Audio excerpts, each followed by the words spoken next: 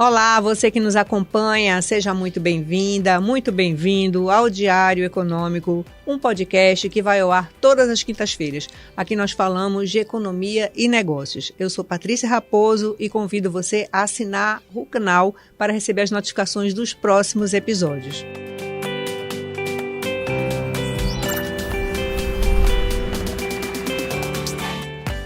E hoje, aqui no estúdio, temos como convidado o secretário de Desenvolvimento Econômico, Guilherme Cavalcante. Seja muito bem-vindo, Guilherme. Muitíssimo obrigado. É uma alegria voltar aqui, Patrícia. Pois é, volta aqui, já gravamos, né? Gravamos recentemente. Quem quiser assistir o programa, dá uma olhada ali na nossa lista, lá no canal no YouTube, vocês vão achar a última entrevista. Nós conversamos sobre nômades digitais. Nômades digitais, eu pelo Hub Plural e Ítalo Nogueira pelo Iolo. Isso aí. Usando meu chapéu ainda de empreendedor. Né? Pois é. Agora você é um homem muito importante, um secretário de Estado, que vai nos contar quais são os seus planos, né? Guilherme assumiu agora no começo do ano, na gestão da nova governadora Raquel Lira, e ele tem uma série de planos e uma série de desafios, né? A economia de Pernambuco tem muitos projetos aí aguardando acontecimento, e nós precisamos saber de ferrovia, de portos, de equipamentos importantes como a Copergás, a ADEP, tudo isso a gente vai conversar aqui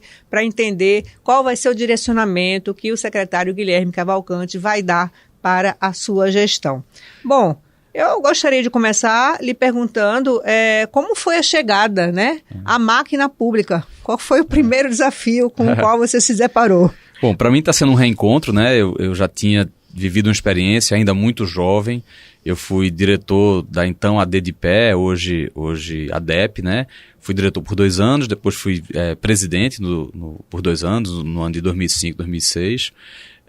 Então eu estou reencontrando a gestão pública nesse setor, nesse tema do desenvolvimento econômico, no qual milito basicamente desde o começo da minha carreira, né? Comecei estagiando na Federação das Indústrias, né? Sob a mentoria de Paulo Gustavo de Araújo Cunha, que é uma das grandes mentes planejadoras do desenvolvimento econômico de Pernambuco, um dos idealizadores do Porto de Suape, e à época ele era vice-presidente da Federação das Indústrias, me acolheu como estagiário e me mentorou. Desde então, com diferentes aspectos e diferentes abordagens, eu sempre tive ligado ao tema do desenvolvimento econômico. No começo com promoção de exportação, depois com atração de investimento na DDPE, em seguida tive no Centro de Estudos e Sistemas Avançados do Recife, na área de participações do César, onde a gente cuidava do investimento em novas startups. Mais adiante, junto com o Porto Digital, a gente fundou a Agência Recife para Inovação e Estratégia, que tocou o plano de desenvolvimento da cidade do Recife, que tem um aspecto urbano, mas também principalmente econômico. E mais recentemente eu vinha trabalhando, acumulando, vamos dizer assim, as minhas funções de empreendedor, já há 10 anos de empresa, no Hub Plural, mas eu acumulava isso com a função executiva na Associação Atitude Pernambuco. Então, esse histórico todinho nos traz agora, nesse desafio de secretário de Desenvolvimento Econômico, e eu reencontro a gestão pública. Encontro uma gestão que, comparando com 20 anos, quando fui gestor mais moderna, com um conjunto instrumental mais avançado, mas também ainda com uma dívida a pagar com o passado e uma necessidade de se reinventar para o futuro. Ainda com alguns entraves burocráticos que você vai ter que superar. E você, mais do que ninguém, conhece mecanismos na tecnologia que podem ajudar nesse processo, né, Guilherme? Isso, nós temos entraves naturais, é um governo que começa, né? Não é um governo de continuidade, é um governo que atende a um clamor de mudança que veio das urnas. E em função disso mesmo, a gente tem uma troca grande de equipe no governo como um todo e uma necessidade de atualizar formas e meios para uma plataforma um pouco mais moderna de gestão e diminuir um pouco a burocratização dos processos, né? Total. Que é uma queixa grande que os empresários têm aqui em Pernambuco, né? Total, esse é um desafio grande, a gente tem desafios ligados a todo o tema da liberdade econômica como um todo, mas principalmente naquilo que encosta, que a gente diz que é onde o governo encosta no empreendedor. E isso, o modelo ideal é aquele em que o governo não é um empecilho, mas sim um incentivador. E isso... o primeiro passo é a gente cumprir com um pouco mais de celeridade e transparência e processos, aquilo que conversa com licenciamento, com abertura de empresa, com toda a cadeia que o poder público encosta na iniciativa privada. Perfeito. Guilherme, conversando recentemente com alguns economistas, eles me colocaram que um dos principais desafios econômicos de Pernambuco é o desemprego. Isso. Como é que você olha para essa questão? Tá. Desemprego, ele é função de um conjunto amplo de fatores. Não em Pernambuco apenas, mas no mundo todo. Você tem que ter o incentivo à atividade econômica, o incentivo puxado pela iniciativa privada, que é quem gera riqueza, quem de fato produz aquilo que gera o emprego na ponta, mas o poder público tem um papel fundamental de investimento contínuo em infraestrutura, em logística, em infraestrutura de dados, e essa agenda é uma agenda de passado com a qual a gente está em dívida. Nós, em função de uma priorização de uma agenda fiscalista e de austeridade, a qual eu sou absolutamente a favor, acho que a austeridade fiscal é fundamental para a gente manter a sustentação do Estado ao longo do tempo, mas ficou faltando. Nós ficamos devendo nos últimos 8 anos um investimento mais amplo e contínuo em estradas. Nós não temos uma única estrada nova feita em Pernambuco nos últimos anos. A gente deixou permitiu que fossem deterioradas as principais estradas que nos conectam com pontos tanto de atividade econômica quanto de atividade turística. Nós ficamos estagnados na parte de conectividade lógica, né? Então, assim, a gente tem muito a dever. O nosso aeroporto está com suas agendas de modernização atrasadas. Então, assim, tem um conjunto de fatores. Eu digo sempre, não é por acaso que nós estamos com esses índices de desemprego. Existe um vazio de atuação do ponto de vista do poder público que agora precisa ser preenchido. Nós temos em Pernambuco uma rede riquíssima de empreendedores que tomam risco, que investem, que investiram ao longo da pandemia, que investiram ao longo dos últimos anos, independente das dificuldades. Temos também um olhar de fora para dentro em Pernambuco, que ainda é um olhar muito interessado do mercado. Mas tem um conjunto de fatores onde a gente parou de atender a demanda mínima que o setor empresarial precisa. E a interlocução também não era uma interlocução consequente. Então, compromissos assumidos com a iniciativa privada nem sempre eram a prioridade. A gente chega para mudar isso. Não é à toa que a escolha da governadora foi por um nome que tem a militância que eu tenho e tem a relação que eu tenho com a iniciativa privada. E que tem o olhar empresarial, que é importante, né? Porque você chega com esse olhar do empresário, né? Não é só o gestor público, mas ele também entende esse outro lado e os desafios que ele abraça. E uma das principais demandas desse setor é o arco metropolitano. O que é que a gente pode esperar desse arco? Vai sair nesse governo? É difícil? Importante a gente falar sempre com transparência e com o pé no chão, tá? A gente tem um desafio atual, que é um desafio no trecho sul, é um desafio de conclusão do projeto executivo e do licenciamento desse projeto executivo. Apesar de ser o primeiro trecho após ali, o trecho que conecta do Cabo até a BR-408, ele é o trecho 2, que a gente chama. O trecho 1 é ao norte, que conecta com a 408 até Goiânia, né? É a BR-101, mas mais ou menos na altura de Goiânia. Esse trecho ele tem um desafio ainda de identificação de alternativas locacionais. Isso é um processo que está em andamento, é um estudo que precisa ser concluído e feito à luz tanto da sustentabilidade ambiental quanto da viabilidade econômica. E aí o que a gente está perseguindo nesse momento é a conclusão desse estudo para subsidiar um debate público que é necessário, legalmente previsto, que seja feito em bases realistas. Esse é o nosso compromisso. Então, o que é que a gente deve vencer ainda nesse governo? No trecho 2, que é o trecho sul, a gente deve vencer a parte de projeto executivo e de início das obras. A nossa expectativa é que a gente tenha o início das obras ainda nessa gestão e, dependendo do quanto a gente conseguir ser efetivo no processo de licenciamento e licitação, a gente consegue sim terminar esse trecho ainda dentro dessa gestão. É uma obra de mais ou menos uns 2 anos, ou 2 a 3 anos, então tem um cronograma apertado, mas é viável. No trecho norte, que é o trecho 1, a gente espera vencer pelo menos os desafios de alternativa locacional, de licenciamento prévio e de construção do projeto executivo, para que a gente não tenha descontinuidade do investimento que é grande, da mobilização de engenharia, para conectar o trecho sul ao trecho norte. O trecho sul já entrega muito valor, porque ele cruza a BR-232 e nos conecta com a 408. Já será excelente para a nossa economia, já muda a nossa realidade do ponto de vista logístico. Mas é fundamental que ele se conecte com a BR-101 e que, de fato, cumpra essa função de arco. Né? Só um dado que é importante, Patrícia, que a gente tem falado muito, que é uma realidade muito dura vivida aqui em Pernambuco, é que a BR-101, o único trecho entre Salvador e Fortaleza, que ainda passa por dentro da metrópole, ou seja, por dentro de áreas urbanizadas que tem semáforo, que tem travessia de pedestre, o único trecho é Pernambuco. As grandes empresas começam a planejar suas rotas logísticas fazendo Fortaleza-Goiânia, Goiânia-Fortaleza, fazendo Salvador-Suape, Suape-Salvador.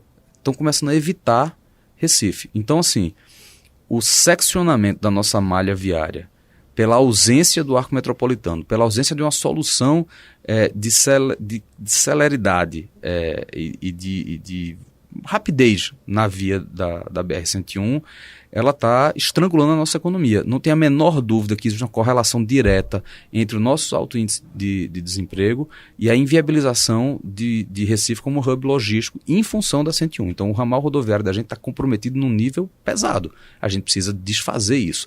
Claro que tem soluções de mais curto prazo que a gente vai tentar estudar para melhorar a performance de velocidade da BR-101 que já é existente, mas a prioridade é botar o arco para funcionar. Muito bem. Vamos falar também de um assunto que está na ordem do dia, que é a Transnordestina, né? As ferrovias, na verdade, porque hoje nós falamos de duas ferrovias aqui. Nós falamos de uma ferrovia que seria tocada pela BMISA e também do projeto original da Transnordestina, que acabou excluindo Pernambuco, né? Descontemplou Pernambuco, digamos assim. Qual é a situação hoje real desses ramais ferroviários? Porque no governo passado havia se conseguido uma autorização e depois isso no final do governo foi desfeito e Pernambuco acabou meio que sem as duas opções aí para trabalhar. Qual é a situação hoje real e por que a governadora logo de início trouxe de volta o tema da Transnordestina?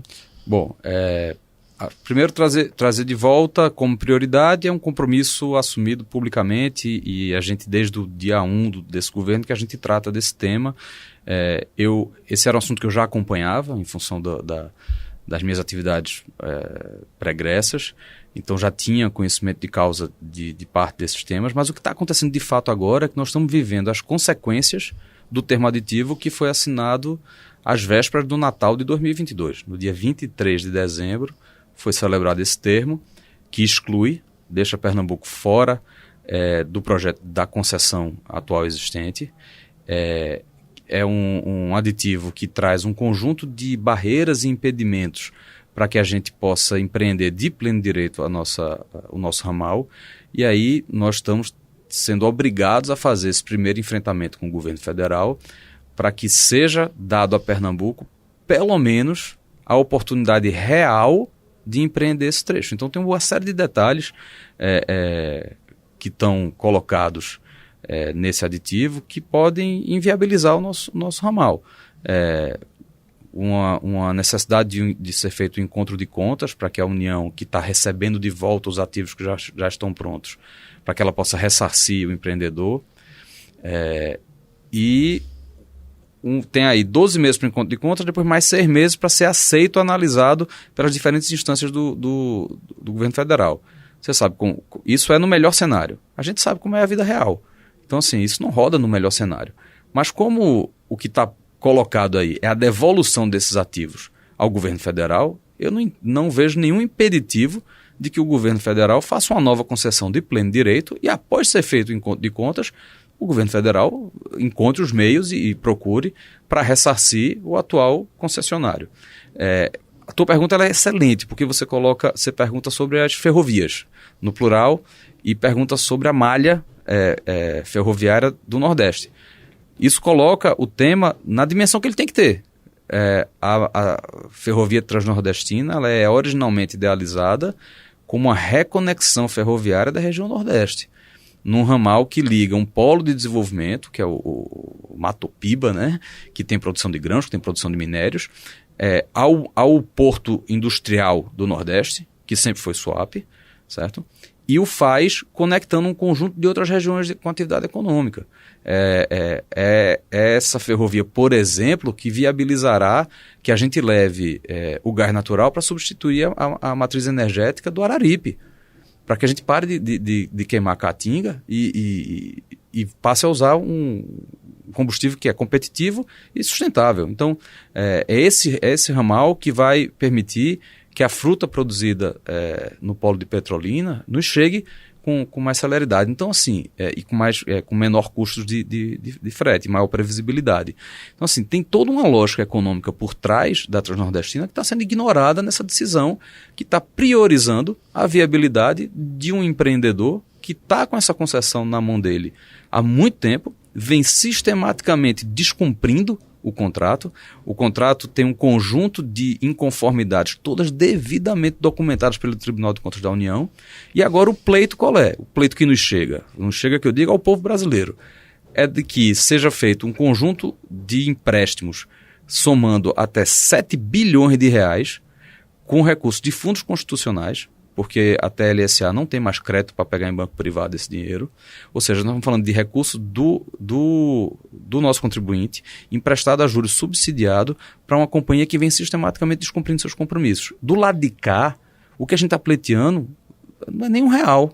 O que a gente está pleiteando é direito pleno de ser feita uma nova concessão, que ela tenha respeitado o seu direito de passagem pela ferrovia existente que está concedida à TLSA, que ela receba de pleno direito os ativos que estão sendo devolvidos à União, que a União cumpra seus compromissos de licenciamento ambiental. Você tem trechos ainda, são poucos, mas ainda 2 trechos que dependem do licenciamento ambiental federal.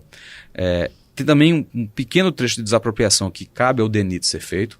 Tudo isso está em andamento e contando com o nosso grande empenho do lado de cá. Não tem nenhum impedimento de rota, que já foi alegado por outros atores que estão nesse debate. Isso não se sustenta, já são temas superados.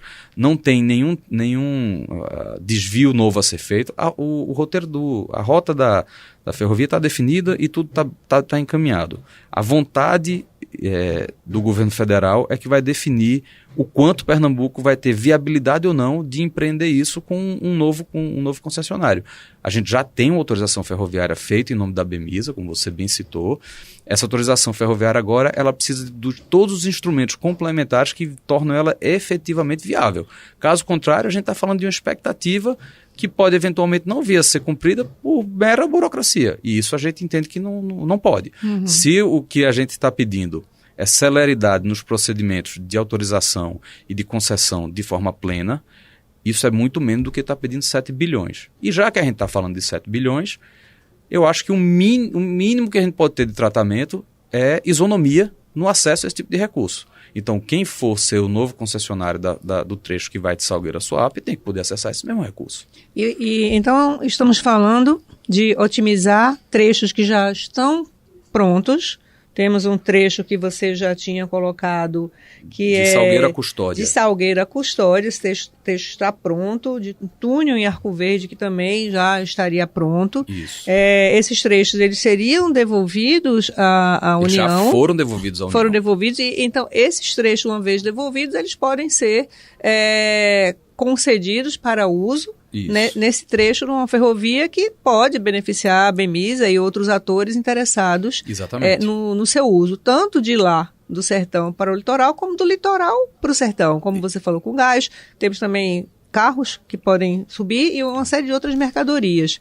E alguns especialistas, inclusive, falam que há minas que jazidas que podem ser transformadas em minas ao longo desse percurso, que ainda não foram porque não tem como se escoar essa produção. Então, existe um potencial aí que tem muito a ser revelado caso essa ferrovia possa, de fato, ser otimizada, digamos assim, né? O que se quer é otimizar o que já foi feito e não se perder o dinheiro que já foi empregado na construção de alguns trechos, né? O que nos preocupa profundamente é que, para a viabilidade não do Nordeste, não da nossa população, não de Pernambuco ou do Ceará, mas para a viabilidade do empreendedor CSN, para a viabilidade dele, é fundamental não apenas que seja emprestado recursos federais a juros subsidiados, mas que também seja inviabilizado o nosso ramal. Por que eu estou dizendo isso?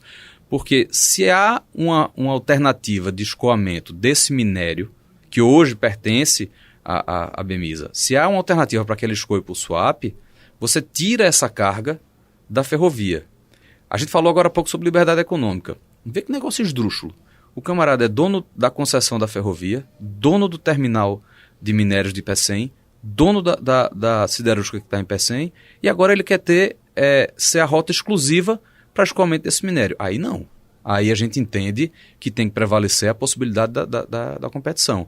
E eu, naturalmente, se estivesse no lugar da Bemisa, não ia querer ficar na mão de uma única alternativa. Então, acho que é economicamente responsável do ponto de vista do governo de Pernambuco, do governo federal e dos atores econômicos como um todo, que seja defendido o direito desse proprietário dessa mina a ter uma passagem diferente, mas principalmente que os compromissos que estão postos pelo governo federal com Pernambuco, que eles sejam cumpridos de forma plena, para que a gente tenha de fato a possibilidade de construir, e não quiçá, talvez um dia, como, eu não sei, talvez a gente bote dinheiro da Valec, talvez a gente bote a Valec, a Valec é o órgão federal que executa ferrovias, que consegue hoje executar no máximo 500 milhões de reais ano. Isso, para você ter ideia, a demanda do nosso trecho é em torno de 5 bilhões de reais. Nós estamos falando de mais de 10 anos. Não pode, não dá. E tem um detalhe que os estudos já realizados mostram que economicamente é mais viável que esse minério ele seja escoado por swap, porque a distância é mais curta, em mais de 100 quilômetros. Então, economicamente, é mais interessante para o investidor fazer um ramal que lhe traga um ganho financeiro, né? Não é só pela questão política. Mas falando em swap, que é também outro equipamento muito importante aqui para a economia regional, tem aí mais de 40 bilhões de investimentos programados para os próximos anos. Como vai ser a relação de swap com o Porto do Recife? A ideia de integrar essas operações, ela vai avançar? Ela vai avançar. O que a gente tem é um clamor já de algum tempo do setor empresarial, dos usuários de portos em Pernambuco, para que a gente tenha uma integração da estratégia dos dois portos, que operacionalmente eles se enxerguem de forma complementar. Não faz nenhum sentido a gente não ter esse tipo de coordenação entre os dois portos. Então, o compromisso público que eu venho assumindo é de ter esse trabalho de coordenação. Isso não implica em necessariamente haver uma fusão, ou do ponto de vista de gestão, você ter um convênio de delegação único ou coisa do tipo. Não vamos nem entrar nisso, que é para a gente não perder um tempo precioso que a gente tem pela frente. Nós vamos começar pela integração das estratégias. E a integração da estratégia tem que resultar de imediato numa coordenação operacional. Isso nós vamos fazer, a gente tem feito escolhas, tanto para um porto como para o outro, do ponto de vista de equipe, que subsidiem essa opção de coordenação de estratégia e operação. E o perfil desses gestores, secretário, nos últimos anos, né, nas últimas gestões, havia muita mudança, né, no comando desses portos. Como dar mais continuidade, né, a uma gestão que possa realmente, efetivamente, não sofrer tanta interferência política? Perfeito. A gente tem, em Swap, nós fizemos a opção de buscar um profissional de mercado, que já rodou por portos, já esteve no Porto de Pecém, já rodou por portos em Santos e em Santa Catarina. É um cara experimentado, com quase 25 anos na atividade, formação específica nessa área portuária. Então, assim, é um talento a quem nós fizemos um convite para passar 4 anos aqui, pelo menos 4 anos, e mexemos com a vida do cara, né? Ele saiu do canto dele, veio embora para cá, então o mínimo que eu tenho para fazer de compromisso assumido com o Márcio, que é essa pessoa que veio para a SUAP, é que ele tem essa oportunidade de desenvolver um trabalho a longo prazo. SUAP trocou de presidente a cada 2 anos nos últimos 16 anos. Isso, pra você ter ideia, o Porto Pecém teve o mesmo gestor durante 12 anos, o Porto de Itaqui teve o mesmo gestor durante 15 anos. Então, assim, a mudança é natural, ela vem com o tempo, mas de 2 em 2 anos não dá. Então, esse é um compromisso. E a gente foi atrás de um perfil que pudesse conectar o Porto de Suape com uma estratégia global. É esse perfil que está lá, que está bem atendido pela escolha que a gente fez. O Porto de Recife tem outros desafios. Tem desafios regulatórios de imediato, a gente está vencendo nosso convênio de delegação, a gente tem que fazer a renovação disso, e tem um desafio de encaixe do ponto de vista da operação portuária com as outras atividades não portuárias que estão no entorno do território do porto. E isso demanda um trabalho constante de articulação com os órgãos reguladores em Brasília. Então a gente fez a opção por um perfil que tem esse bom trâmite e tenha potência para entrar nessas áreas regulatórias em Brasília para fazer os processos da gente andar de forma efetiva. Que o Porto de Recife entra num contexto imobiliário ali do Recife antigo também, ainda tem a questão histórica, né, Isso, do espaço. Ele tem um conjunto de ativos que hoje estão destinados à atividade imobiliária, turística, que entregam um valor gigante à nossa cidade, que estão historicamente ligado com o nosso desenvolvimento econômico, com o nosso modo de vida daqui do Recifense, mas são áreas de porto que estão ainda sob regulação da ANTAC, da NTT, então a gente precisa ter essa coordenação muito forte para que esses projetos que são integrados ao desejo do cidadão pernambucano, eles de fato se tornem efetivos, que eles sejam concluídos, eles entreguem o valor que eles estão para entregar. E SUAP, quais são os principais empreendimentos que vocês estão focando? O hidrogênio verde deve ser uma das pautas principais, sim, mas tem outras coisas ali muito importantes, né? Terminal de containers, terminal de regasificação. A gente tem, vamos lá, o nosso porto, o Porto SUAP é um complexo industrial portuário. Então ele vive da integração indústria-porto. E é sempre sobre esse olhar que a gente toma as decisões de estratégia. Então, você falou do hidrogênio verde. Hoje a gente tem a pauta de viabilizar retroárea integrada ao porto para participar desse novo momento de transição energética que a gente tem no mundo. Mas não só, como tem sido feito nos outros portos do Brasil e tem sido discutido, para exportar o hidrogênio verde na sua forma transportável. O que a gente quer de verdade é ter ali no Porto de Suape uma conexão com a economia habilitada pelo hidrogênio verde. Então eu quero que o meu carro produzido no Polo de Goiânia venha com o selo do hidrogênio verde de que produz utilizando aquela matriz energética, que a nossa fruta tem esse selo, que toda a nossa economia que conversa com o resto do mundo, ela seja habilitada por uma matriz energética limpa. E aí o papel da gente não é de puro polo exportador do hidrogênio verde, mas sim da integração real dessa nova matriz energética com os nossos outros meios.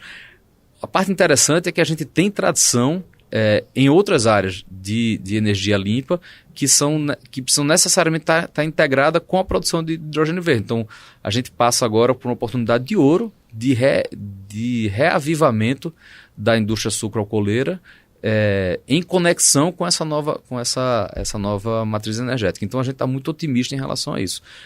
E, naturalmente, como você colocou, o terminal de regás, os outros projetos, o projeto de expansão do porto, de dragagem, uma nova plataforma de interação socioambiental dentro do porto, para que a gente leve essa relação para um outro patamar de sustentabilidade. Então, assim, tem desafios grandes, mas desafios na proporção de SUAP, que é hoje a melhor expressão da decisão do povo de Pernambuco em ser grande. Então, isso é o que é SUAP, é esse compromisso que a gente tem, que a gente vai manter lá dentro. Olhar grande e acordar cedo no dia seguinte para trabalhar.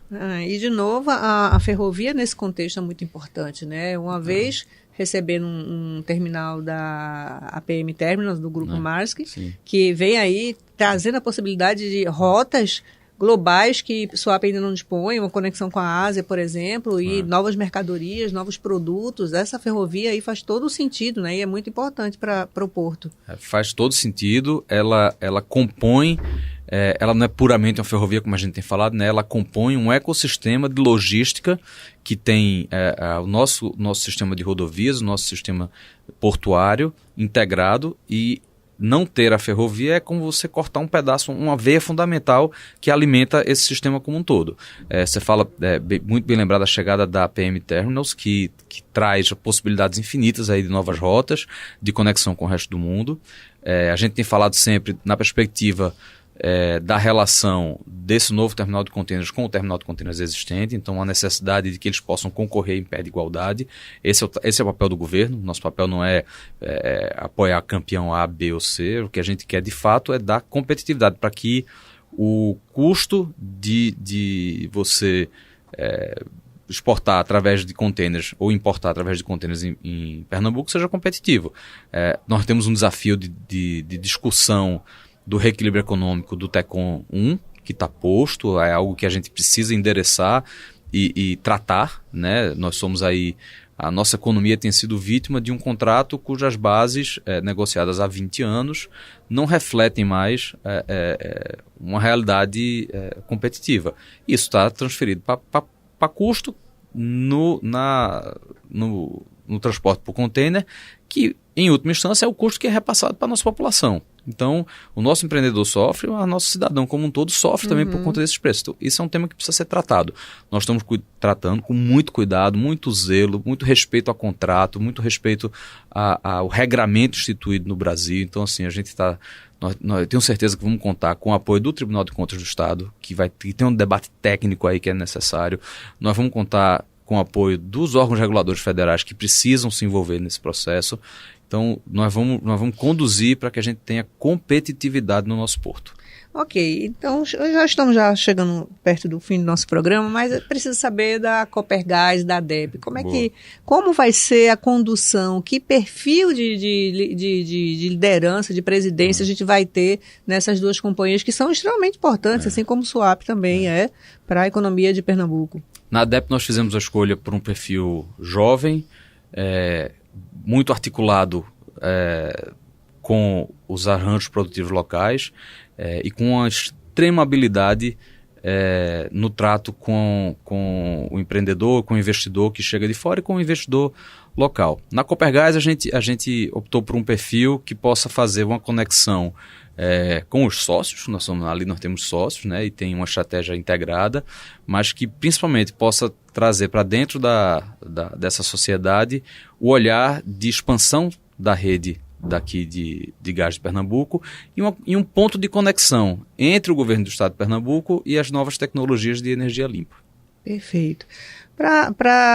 Antes de você dar o seu tchau, eu gostaria de saber que mensagem você deixaria para um empresário que vem reclamando da falta de diálogo com o governo, um empresário que sofreu muito, né, com a pandemia justamente pela falta de diálogo. O que esse empresário pode esperar dessa nova gestão? Até que ponto esse diálogo vai ser aberto? Mais do que aberto, o diálogo tem que ser consequente. O compromisso que eu tenho assumido é de que as nossas conversas virem decisões, nossas decisões virem ações e essas ações tenham um impacto direto na nossa economia. Então, o compromisso que eu tenho assumido é o de diálogos consequentes. Essa porta está escancarada. Eu já tive a oportunidade de estar com as principais representações empresariais de Pernambuco, já tenho conversado com as principais lideranças de planejamento. Então, assim, a mensagem que eu deixo é essa de compromisso com os diálogos consequentes, mas principalmente um compromisso em retomar o tom de liderança do estado de Pernambuco em nível nacional, exercer essa liderança de forma plena e fazer com que a gente possa retomar o otimismo. Eu tive recentemente com a professora Tânia Bacelar, uma amiga querida e também uma mestra que me ajudou ao longo da minha carreira e me ensinou muita coisa. E a principal mensagem que ela coloca para mim é essa do otimismo. Ela publicou um artigo no ano passado, a qual eu tenho sempre feito referência, onde ela fala de que o momento é duro, mas não é um momento de pessimismo, é um momento de olhar para as possibilidades que a gente tem pela frente. E esse é o compromisso que eu estou assumindo, focar nessas possibilidades e fazê-las acontecer. Ok, secretário. Eu espero que também consiga reduzir esse índice de desemprego. Não sei qual é a sua meta, mas eu acho que é um desafio grande, muito grande, né? Até porque desemprego é menos renda é menos consumo e a economia começa a travar, né?